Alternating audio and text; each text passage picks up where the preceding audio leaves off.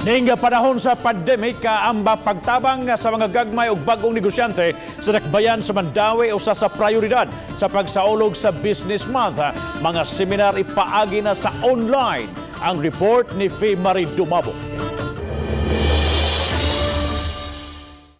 Gilusad virtually ang Mandawi Business Month karon tuiga nga naghanay sa mga kalihukan nga sagad himuon online. Gipasabot ni Steven Yu, presidente sa Mandawi Chamber Commerce and Industry, nga gihatagan og ibugaton ang pagtinabangay karon panahon sa pandemya, mapagamay man o dako nga patigayon. Isip may usa sa tumong sa Mandawi Business Month.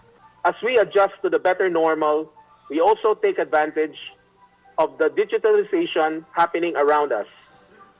With the ongoing pandemic prohibiting us from conducting our usual physical gatherings, we have learned to adapt. The disruption that ensued was huge and swift. And during those times, many people learned new skills. Those who were displaced from work created new businesses. We can choose to use this crisis as a stepping stone to improve our current reality and build a better normal.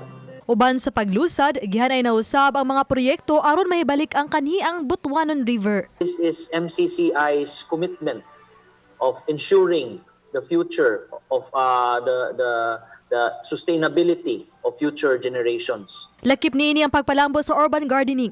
Kay natul sa National Heroes Day ang paglusad, gilaw sab ang mga bayanihong nabuhat sa mga frontliners. Samtang mga personal protective equipment ipanghatag sa MCCCI sa 27 ka mga barangay sa dakbayan sa Mandawi.